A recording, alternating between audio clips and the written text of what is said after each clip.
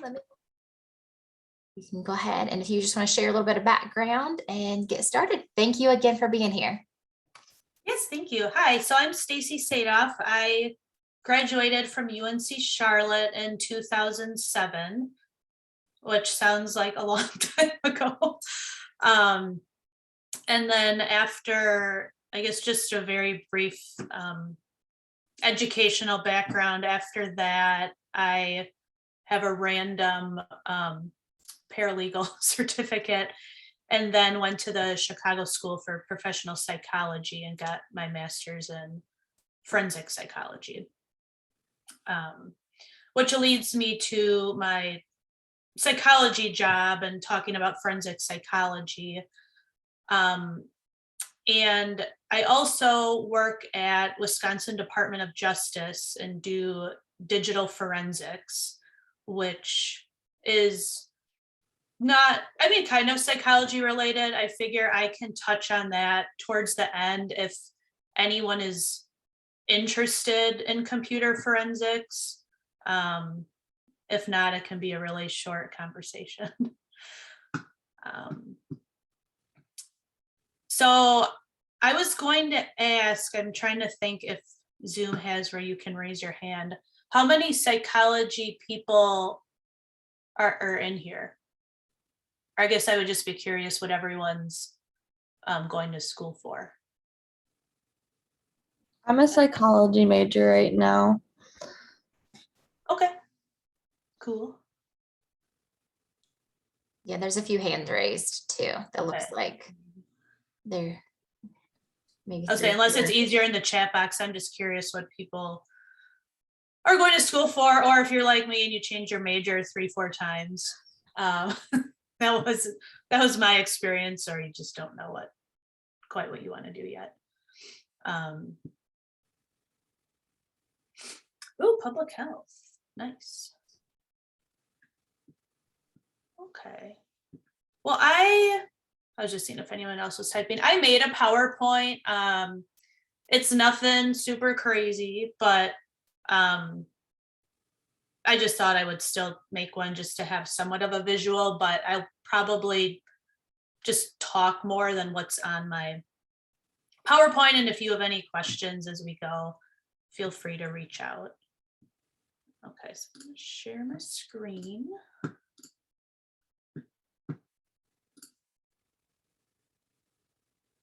Hopefully it works.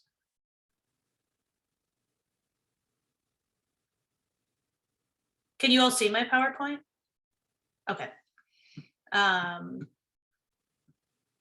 So this is me.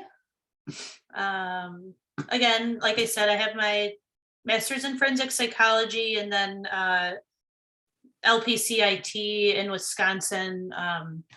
It's a licensed professional counselor in training, but in every state it's a little different.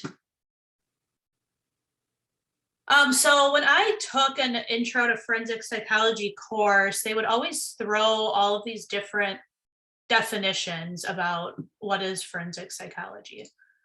And sometimes I was a little frustrated with it because they'd be like these really long paragraph answers, and I would always be curious, like, can we just like dumb it down a little bit?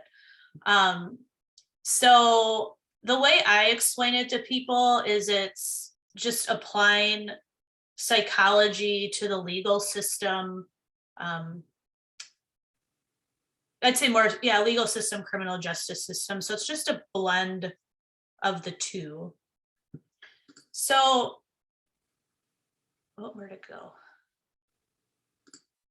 Oh. So I just have the next 3 slides just kind of talking about different career paths that you could take, given what kind of degree I guess you're thinking about, and if you have any questions about, master's degree, doctoral degree. I don't have a doctorate, but I've looked into it a bunch. Because I know when I went through psychology, as far as like jobs you could do in psychology with a bachelor's degree. Like there is plenty out there. Not as much as maybe with a master's degree, but there's still a lot you can do. And I know that when I was in your shoes, I had no idea what was even out there.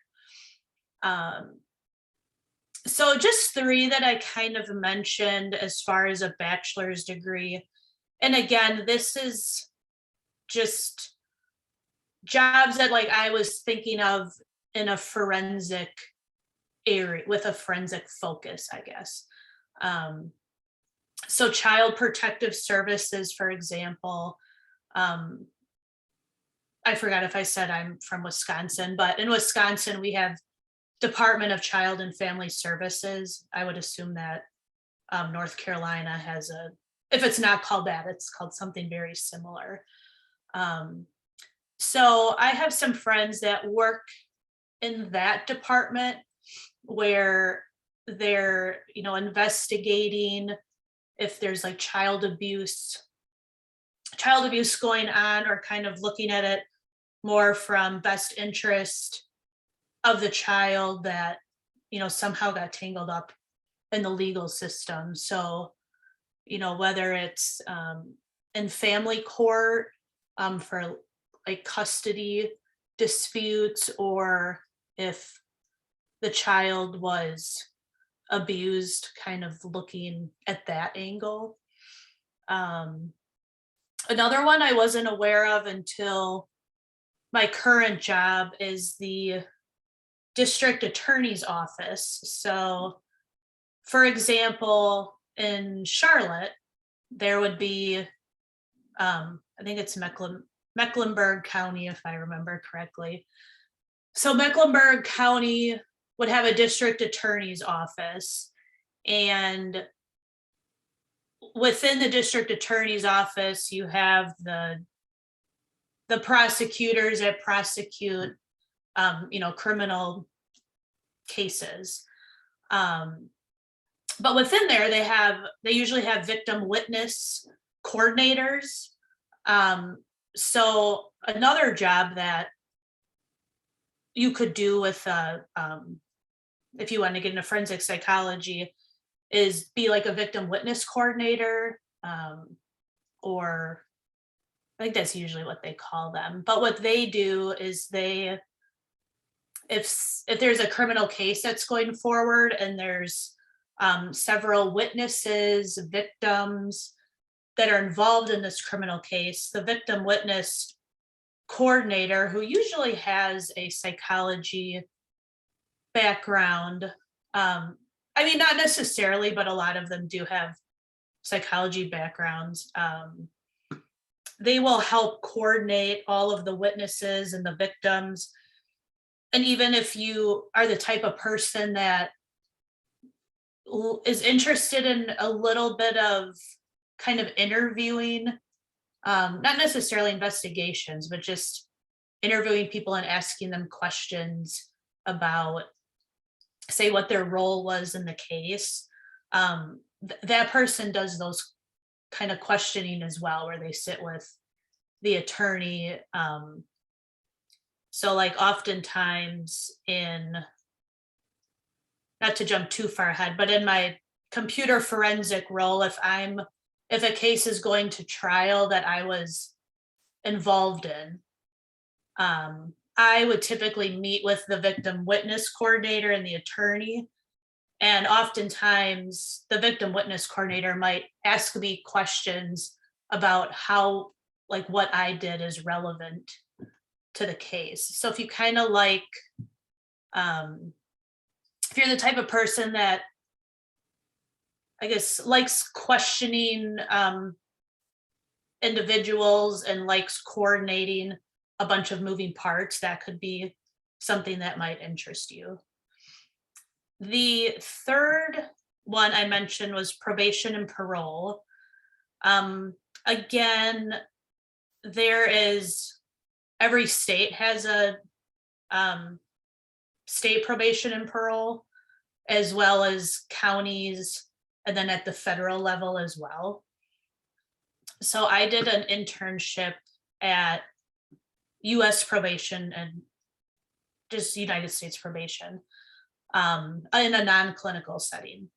And that's also, I think, an area that if you have a psychology background, it can really benefit the employer, because oftentimes when I was there, if an individual had any type of mental health history, when I was there, my supervisor did not have a psychology background. So he didn't really, he didn't know what was going on kind of with those types of individuals. And I was like, oh, but I have a psychology background. So I think that really aided with the department. So in probation, there's two, and again, I loved that internship. There's two kind of avenues you can go, and it's not clinical. So if you again, like psychology, but you don't want to necessarily go a clinical route, and you like investigation or case management, this is, I think, a really cool place to work at. But they have their supervision kind of prong, and then they have their pre-sentence investigation prong. So if you're the type of person that is kind of like more case management, checking in on people, see how they're doing, that interest might be more supervision. And then my route was the pre-sentence investigation, because I like investigative activities, if you will. So with pre-sentence investigations, you're basically, you're compiling a lot of data, and you are writing a report that kind of goes through all of the person's history. So like with any kind of psychological assessment, you kind of are always want to know like the background of the person, what their family background, how they were brought up, their educational history, their employment history, if they already have a criminal record, and any medical data, and you compile all of this information together. But there is investigation in it, because you're also interviewing the person that is convicted of a crime, if that makes sense. Stacy, I think we have a question. Andrew, yes. Feel free to take yourself off mute if you want to.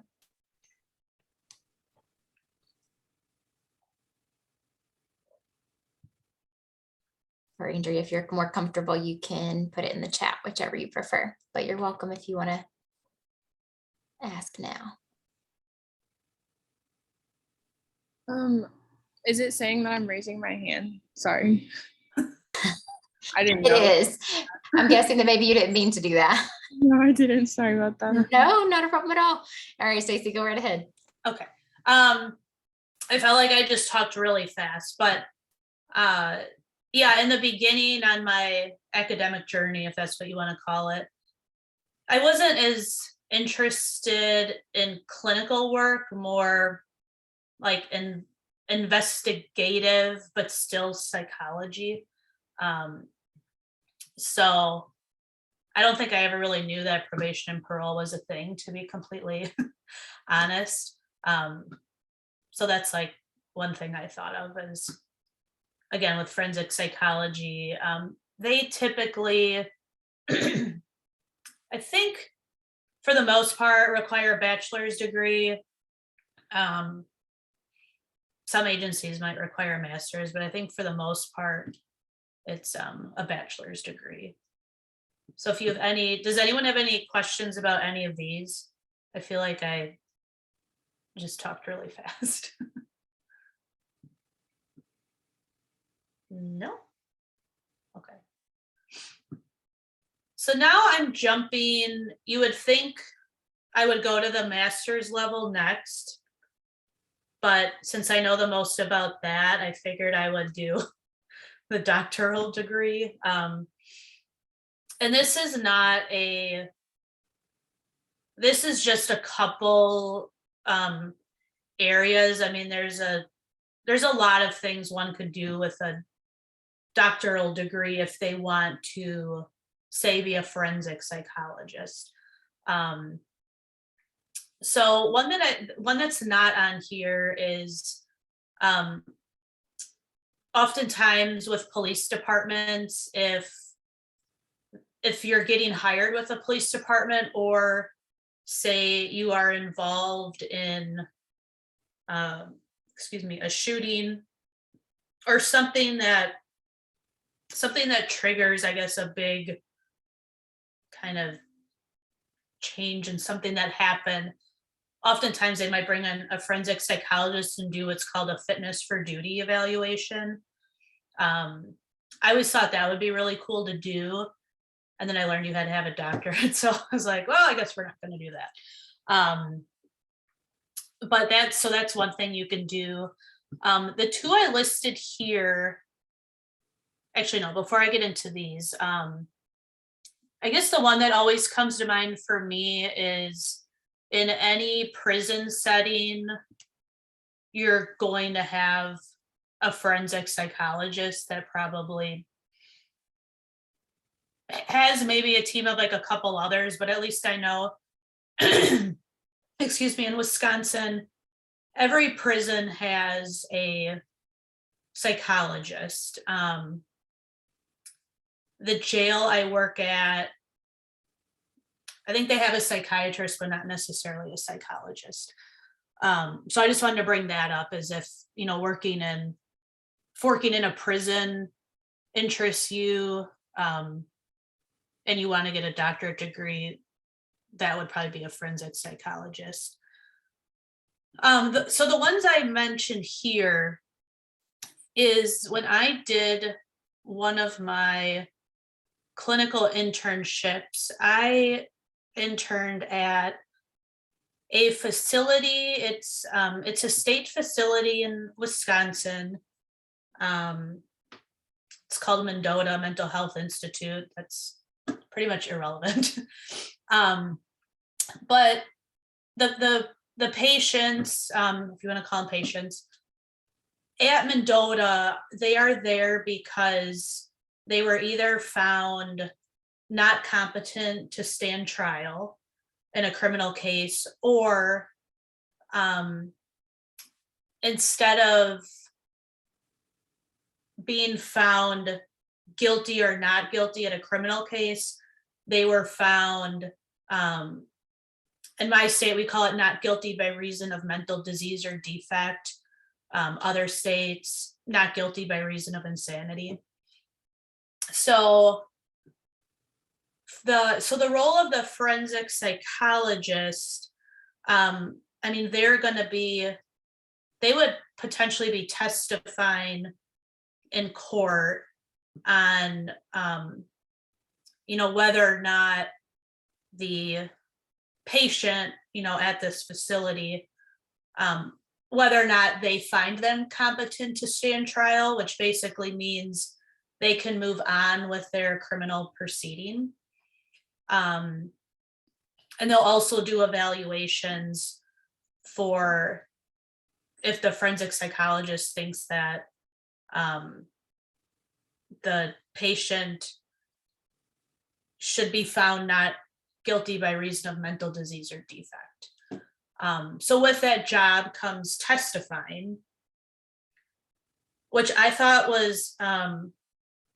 would be really cool to testify. And then with my other job, I'm not a fan of testifying, but that's a whole other story. So those are kind of the two that come to mind. And again, just kind of in the forensic realm, I mean, you could be a clinical psychologist background and still work in these settings.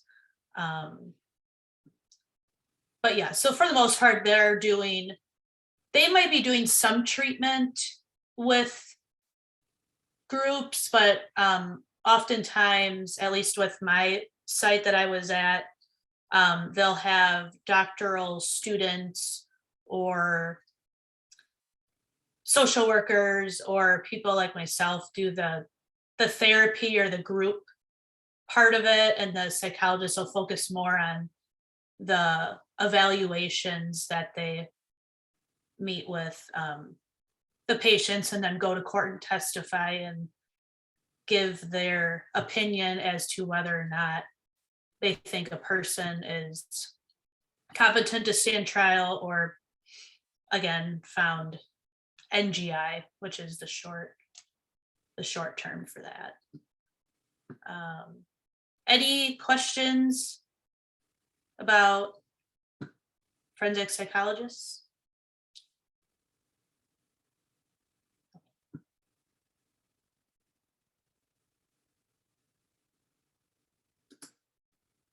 I realize I have to keep clicking on all these. Nope, I didn't mean to do that.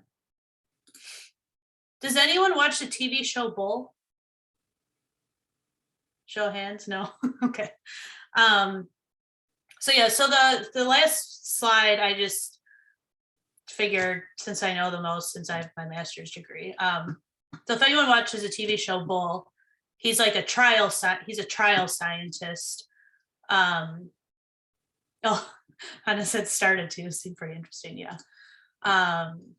So a friend of mine, that when we went through our master's program, people either like the clinical piece or they want nothing to do with the clinical piece. And she was one that wanted nothing to do with the clinical piece. So she ended up being a jury consultant for a little bit,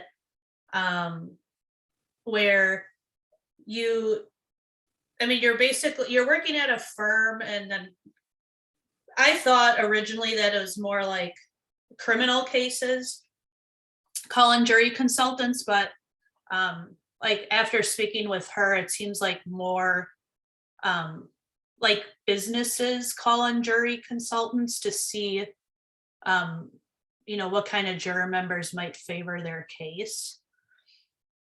So jury consulting is something you can do if if your interest is more statistics, research, but also, I guess, wanting to talk to people, but in a non-clinical setting. The next one I mentioned, therapist, counselor, is pretty general, but so my job in the jail in the county I live in, I'm a mental health counselor. So I guess to make it really short, what my job is there is, my day could look one of two ways. I could be in booking all day. And what that means is, specifically in our jail, every time we have a mental health cube. So every time someone gets booked into jail, they'll get searched, to make a long story short, go through the door, they'll speak with medical, and then they'll come speak with me. So what that looks like, it's basically me interviewing them rather quickly and just kind of getting it's like an intake, basically, just getting information of like, do they have any mental health symptoms? Do they have any family history? Do they use drugs? Kind of assessing their behavior. Just trying to think of the questions really fast. What their outside of jail living situation is, and it's asking them if they're suicidal or homicidal. So kind of doing a suicide assessment in a sense. And then, they leave, and then they get booked into jail, and then it's just a continuous cycle. If at the jail, if I'm not doing a booking side, it's basically going to certain individuals' jail cells of people who are requesting to speak with someone for mental health, or if someone becomes suicidal and they need to be what we call smocked, so they're basically only wearing a smock. We have to do a suicide assessment on them. So that's kind of more the crisis angle of it. And crisis work is something that I know there's some agencies and where I live where I think you might only need a bachelor's degree. You might not necessarily need a master's, but if you like a very fast paced environment, that can be very chaotic, but always changing, always moving. Working in crisis might be something of interest. Also, in where I'm from, they also have mental health, let's just say, workers embedded in police departments. So what their goal was behind this program is, instead of sending police to do all these de-escalation techniques, if there's a call that comes in and it's related to a mental health concern, they send out this group of like mental health workers embedded in the police department. And that might consist of, again, a little bit of crisis work, trying to get them proper resources in the community. So a little social work kind of vibe there as well. And then this other one I mentioned, forensic interviews of children. That one I believe is, I think you get a specialized training in that, but with my kind of moving around, my computer forensic job that I do, oftentimes if we have a case we go to that involves like a sexual assault of a child, oftentimes they'll bring in a forensic interviewer to interview the child to, I guess, see if, did person, I don't know how they question it because I don't have the background in it, but, did person X touch you in an inappropriate way? Or they have the anatomical doll where they are basically asking the children if they've been assaulted, I guess, to make a long story short. So that's another kind of avenue I learned as I got into my job, that there's people that do forensic interviews of children. I think that's kind of all I'm really thinking about off the top of my head. And again, I'm sure there's a lot more careers out there if you want to work in forensic psychology. These are just the ones that I could think of that I've learned about, I guess, through my work that I had no idea existed, I guess, before starting to work. The one thing I did not put on here, that I used to want to be a criminal profiler with the FBI back in the day. And realistically, I came to the conclusion that it's probably not going to happen. But if anyone's interested in kind of pursuing that route, the process might have changed since when I was looking into it. But if I would encourage, if it's something you're interested in, try and start out earlier in life and not when you reach my age. but yeah, so like profiling, the U.S. Marshal's Office also has people with that background. But to sum it up really short, again, things might have changed, but you become a special agent. And then once you become a special agent, then I don't know if people then go on to get their PhD after that, or if they get it before that. And then it's another kind of interview process to get into the behavioral analysis unit. So it's very competitive, lengthy process. I personally, by the time I figured out kind of what I wanted to do, at least for me realistically, like I didn't want to all of a sudden go down this path and then say like, oh, you have to move to Arkansas or something random when I'm trying to establish roots somewhere and not bouncing around.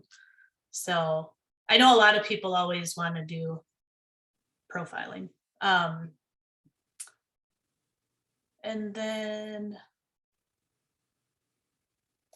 trying to think. I guess that's the end of my PowerPoint, so I can stop sharing that. As far as my my full-time job, again, I don't know if this interests anyone. I do computer forensics for the state. So what that means is an agency, so whether it's a police department or a sheriff's office, or sometimes even like the federal ones like FBI, DEA, Homeland Security, they'll bring in digital evidence. So our cell phones that we're always calling and chatting on, computers, thumb drives, anything you can think of that holds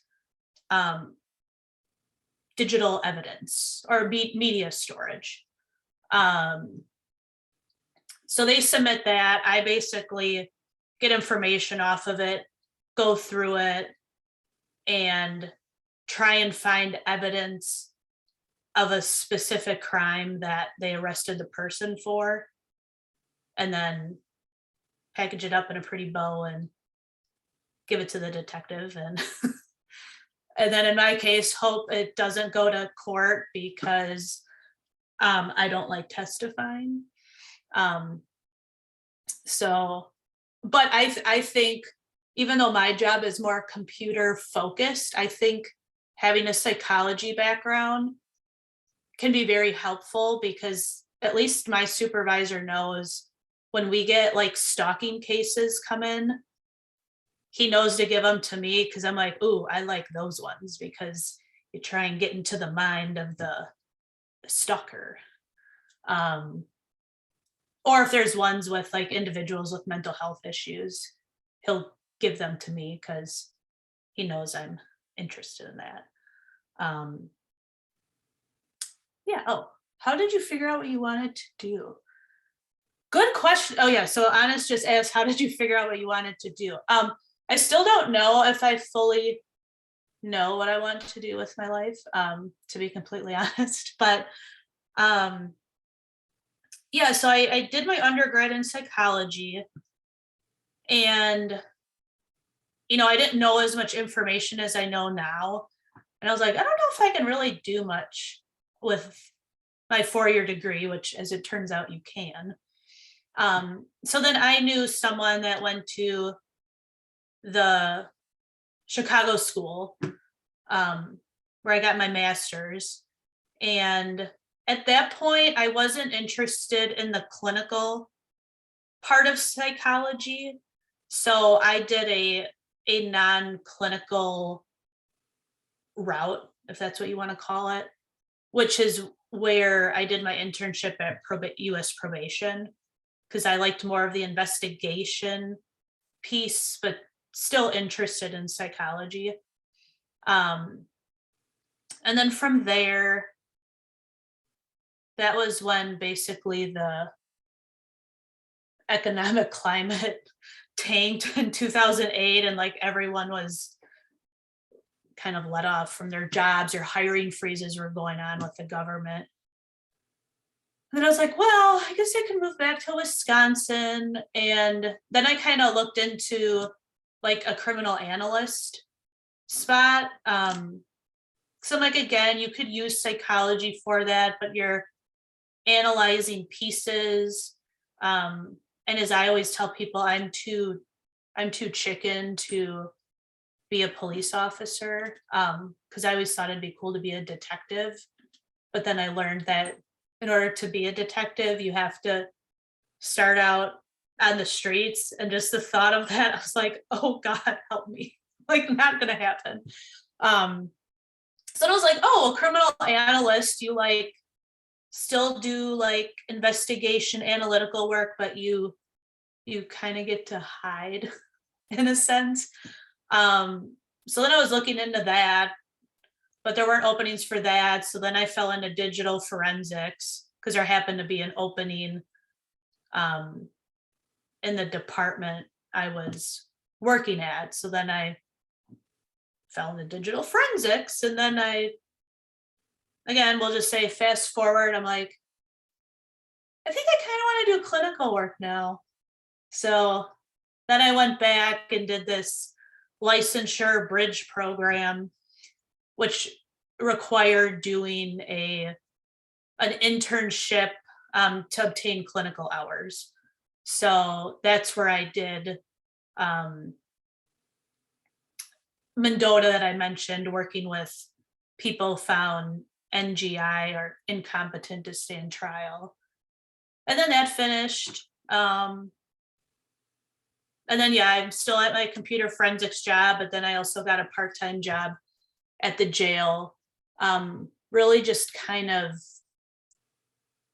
just do all these opportunities just to see like what I like, what I don't like. Do I like a fast-paced environment? Do I like more of working in an environment where you know every day what's going to happen, basically?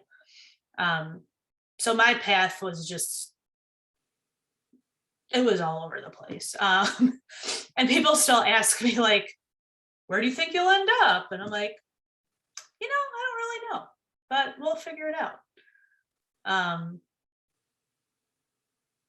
Yeah, so sorry, that was a very long response, but my journey is just all over the place. Let's see, for those who want to get into forensic psychology, what kind of internships would you recommend they do? Do you mean like to get into a program, like a master's program, or oh yes, okay. I'm trying to think. The only internship I did, again, prior to getting into a program, I was at a police department, but I'm trying to think, like when I applied to my program, I don't think they necessarily required previous internship experience, but I know that when I was in school at UNC Charlotte, I did an independent study. I don't know if that's still a thing there. Maybe not. So that's basically where I did an internship. I did it through the psychology department, and I did the police department internship. But there's I would think a lot of programs out there. I just know, like, for example, with my digital forensics job, like our Wisconsin Department of Justice, we have internship programs that oftentimes they'll work more with our special agents, but they will do internships with them, and they typically come from the universities in Wisconsin. So I'm trying to think what I want to say in North Carolina, it's probably North Carolina. It might be Bureau of Investigation. But I mean, if that's something that would be more, I guess, law enforcement focused. But I mean, even like, I honestly did a lot of Googling, so you could Google psychology internships with a bachelor's degree. Yeah, the only internship I did, again, prior to the master's program, was the police department one, which was, I think, a month or two long. And then when I was in my master's program, I did an internship. And then they also had a program where you could, like, we would go to juvenile detention facilities and work with the youth there. And that was just kind of like a side, like 1 credit course. Stacy, for your master's program, and you said you did an internship, did they help you find that placement, or is that something that you worked with? What did that look like for you? Yeah, so I know so when I was in my non-licensure track, as I call it, the school had internships that previous students had done internships at. So they kind of had, I guess, a little bit of a working relationship with those departments. Now, when I did my bridge program to go a more clinical route, it was pretty much on us to do the research as far as where we wanted to do our internship, which I felt very, very lost. So I, again, was just Googling psychology internships in like Madison, Wisconsin area. I also did a lot of networking, which I never used to be a fan of networking because I'm like, oh, it just sounds so exhausting. But honestly, the way I got my internship at Mendota was I networked with someone who knew someone who knew someone to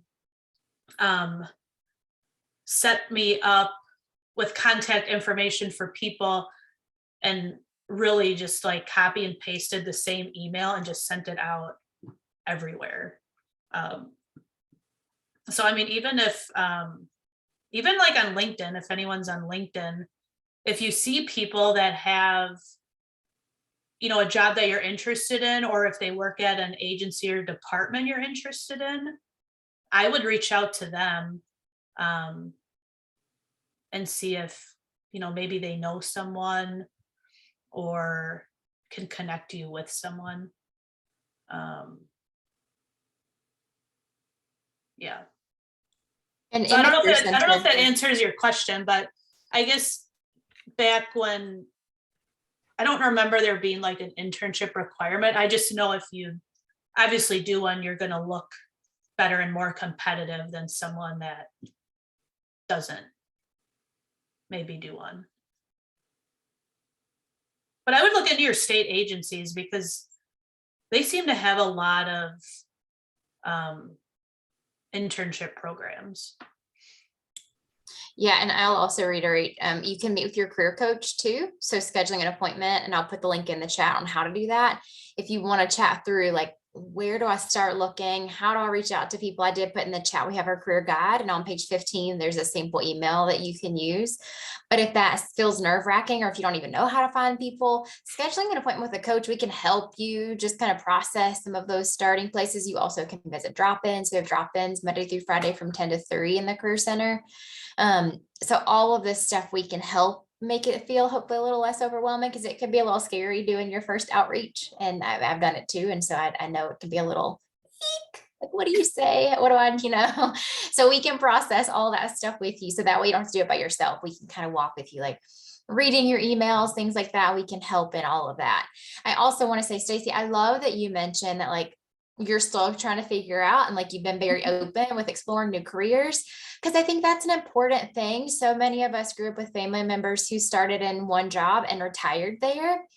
And I think there's that expectation that we need to do that exact thing, but that I feel like we're in a society now. It used to be like 10 years ago, people were changing jobs about 8 to 10 times. Now research is showing people are changing jobs 15 to 25 times throughout their lifetime. So we are so not in that same place where people, I mean, some people do, right? But most people are changing jobs so often, and you don't know what you don't know. You don't know the jobs that are out there. I feel like a lot of times we grow up here in the same 10 jobs. You should be a doctor, a lawyer, a dentist, a nurse, a teacher. And so we don't necessarily always know all the jobs that are out there. So I love that you mentioned, like, I'm still kind of figuring it out, because that's what life is all about. But then that's also where our office can help to do some of that exploring, to let you talk to people on LinkedIn that might be doing some of the things that you want to do, because you never know what that one email or one chat with that one person, how it completely can change your life. But again, that's where we can help you with a lot of that stuff too. And maybe even your professors. I mean, I know with some that I know, like a lot of them had a private practice, or like some that I've had, they teach, but then they're also a prison or a forensic psychologist in a prison. So sometimes, I mean, again, I don't know about your professors, but they might have a side gig they do, or they may know people that could steer you in the right direction. Yeah, so that might be another thing to look at. Yeah, one day maybe I'll know what I want to end up with doing. I will say that one time I was asked, like, what kind of population you want to work with when I did apply for internships. And someone told me, which was like the best advice, they're like, just be open to anything. Like, don't narrow yourself into, oh, I only want to work with this group. Because I thought, working with women in a prison setting, like, sounded awful, if I'm being completely honest. But when I worked with women who are incompetent to stand trial, oh my gosh, I miss them all, like, so much. I was like, totally loved working with the women.